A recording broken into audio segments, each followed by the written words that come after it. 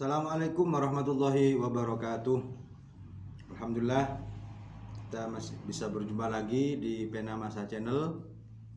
Semoga Allah Subhanahu wa taala memberikan kesehatan, kesempatan dan kekuatan ilmu kepada kita sehingga kita bisa terus belajar tentang ilmu, share-share tentang ilmu.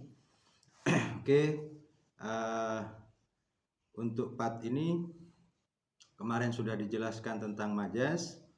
Yang pertama majas tasrihiyah dengan cara pembuatannya.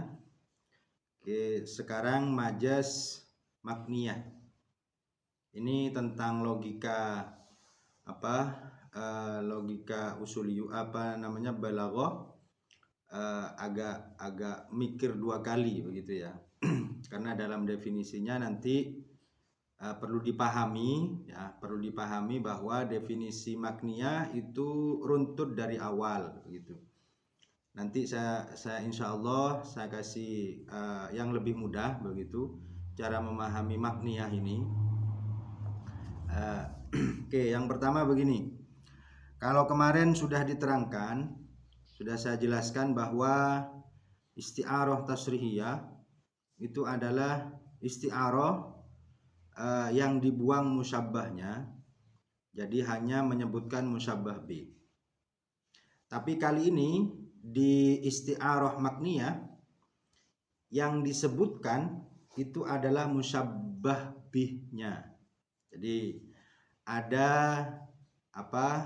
musyabbah, ada musyabbah bi. Oke. Sekarang menyebutkan musyabbahnya disebutkan. Ya, musyabbahnya juga disebutkan. Oke, itu yang pertama. Oke. Jadi ada musyabbah B. Oke. Kemudian musyabbah B ini dihilangkan. Oke, saya ulang, musyabbah B dihilangkan. Lah, kemudian setelah dihilangkan dipasanglah lawazimnya musyabbah B. Lawazim ini karakter yang paling kuat lah. Karakter yang paling kuat. Oke, saya ulang. Definisi dari makniyah, isti'arah makniyah, menyebutkan musyabbah plus lawazimnya musyabbah bih. Oke, saya pakai bahasa lawazim karena dalam beberapa referensi para ulama menggunakan lawazim. Warumiza begitu ya. Bisyai'in min lawazimihi, dirumuskan atau digambarkan lawazimnya di situ disebutkan. Misalnya kalau hewan buas itu lawazimnya adalah kuku, taring, itu lawazim namanya. Oke ya. Jadi dalam memahami makniyah di ilmu bayan itu agak sedikit panjang begitu. Karena masih runtut menyebutkan musyabbah, kemudian musyabbah B, kemudian musyabbah B ini dihilangkan, lalu ditaruhlah lawazim. Oke, atau yang paling bisa diringkas menyebutkan musyabbah plus lawazimnya musyabbah B. Begitu. Oke, contoh begini.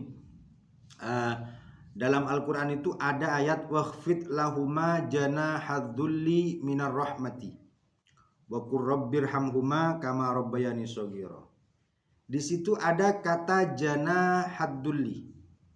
Wakhfid lahuma janahadzulli. Di sini ada kata janah, ada kata dzullun.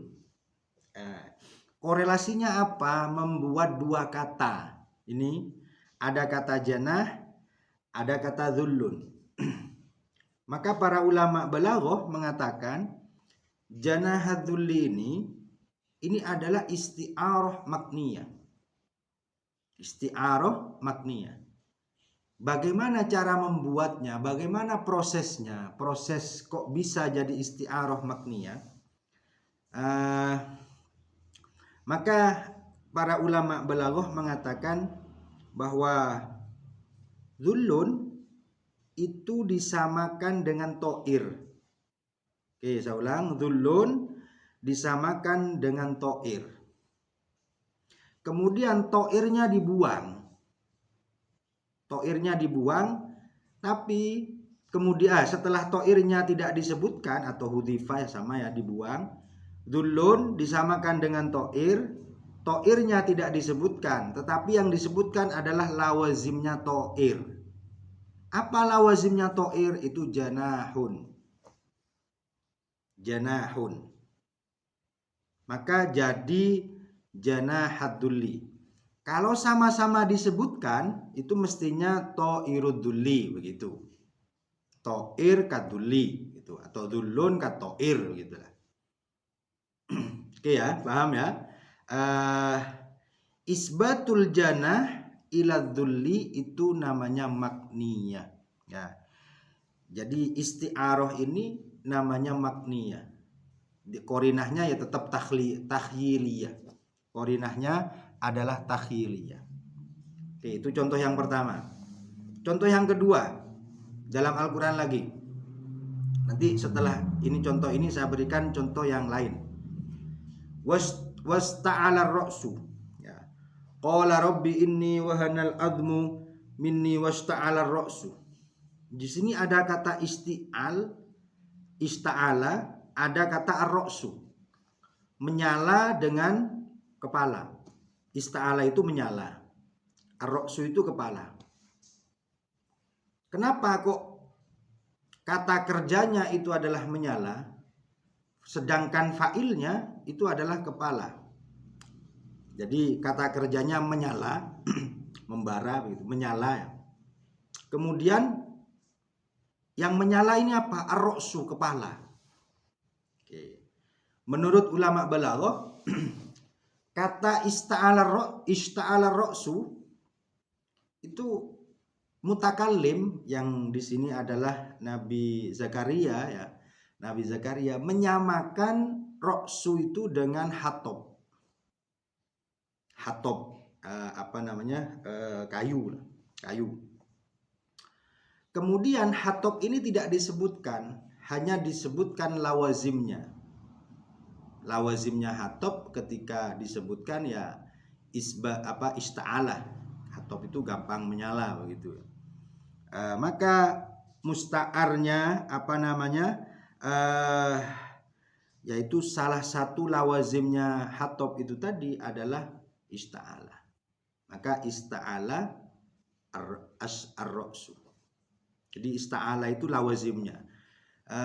Untuk memahami kenapa tadi bentuknya idhofah, sekarang bentuknya fi'il dan fa'il, ini bebas ya. Ini bebas. Jadi saya juga punya contoh ya. Punya contoh begini. Ibtasamatil wardatu. Ibtasamat al-wardatu. Kita membuat isti'arah makniyah dengan menggunakan ibtasamat al-wardatu. Kenapa al-wardatu? Di sini ada kata ibtasamat. Ibtasamat itu tersenyum begitu. Al-wardatu bunga. Jadi bunga tersenyum. Nah, ini bisa jadi begini. Wardah itu disamakan dengan tiflun. Wardah disamakan dengan tiflatun atau tiflun ya. Anak kecil yang cantik begitu. Kemudian tiflatun itu enggak disebutkan, tetapi lawazimnya saja yang disebutkan, yaitu ibtasamat. Nah, maka isti'arah makniyah itu dalam logika ilmu bayan itu cara memahaminya seperti ini. Maka lawazimnya disebutkan. Jadi kalau di dalam definisi itu warumizah bisyai'in min lawazimihi. Atau dalam syair itu ada kata idal maniyatu anshabat atfaroha. Idal maniyatu anshabat atfaroha. Ay atfarohal maniyah. Jadi ketika kematian itu sudah mencengkramkan kuku-kukunya, artinya kuku-kuku kematian. Di sini ada kuku, ada kematian. Maka kematian ini, cara memahaminya, kematian ini disamakan dengan hewan buas. Hewan buas. Hewan buasnya tidak disebutkan, lawazimnya disebutkan. Satu lawazimnya disebutkan, satu karakteristiknya disebutkan. Hewan buas itu identik dengan cengkraman, cakar. Maka isbatul adfar ilal maniyah ini adalah isti'arah makniyah. Korinahnya ya takhyiliyah ya. Korinahnya adalah takhyiliyah. Jadi cara memahami isti'arah makniyah seperti itu. Karena ini dipandang dari sisi yang disebutkan itu apa. Jadi majaz kalau dilihat dari yang disebutkan musyabbah atau musyabbah plus lawazimnya musyabbah bih, maka terbagi jadi dua. Jadi pembagiannya itu dalam isti'arah, dalam ilmu balaghah seperti ini. Ada lagi yang dalam bahasa kita itu lebih mudahnya begini. Menghidupkan barang mati. Kalau dalam bahasa kita itu ada majaz personifikasi. Personifikasi itu menghidupkan barang mati. Ini saya kira lebih mudah. Ketika rembulan berjalan ke dalam kamar misalnya. Di sini ada kata rembulan berjalan. Berarti rembulan ini disamakan dengan seseorang. Ya, seseorangnya tidak disebutkan, yang disebutkan lawazimnya yaitu berjalan. Ya, ketika rembulan tersipu malu misalnya. Tersipu malu itu orang. Ya, jadi rembulannya disamakan dengan orang. Orangnya tidak disebutkan, lawazimnya disebutkan yaitu tersipu malu. Atau dikenal dengan personifikasi. Personifikasi itu lebih dalam definisinya adalah menghidupkan barang yang mati. Jadi menghidupkan barang yang mati. Itu namanya personifikasi. Mungkin ada kesamaan ya. Silakan dilihat kalau punya referensi yang lain monggo dibaca. Taisirul Balaghah monggo dibaca, Jawahirul Maknun, Jawahirul Balaghah, Balaghatul Wadihah atau Balaghatul Aliyah atau karangan Syekh Yasin Al-Padani itu misalnya tentang balaghah, monggo untuk dibaca supaya bisa sharing, bisa sama-sama tahu tentang balaghah, bahwa belajar balaghah itu mudah, belajar itu menyenangkan. Sekian dari saya ya. Tetap jangan lupa like, komen dan subscribe, nyalakan loncengnya supaya kita bisa sharing. Semoga bermanfaat. Assalamualaikum warahmatullahi wabarakatuh.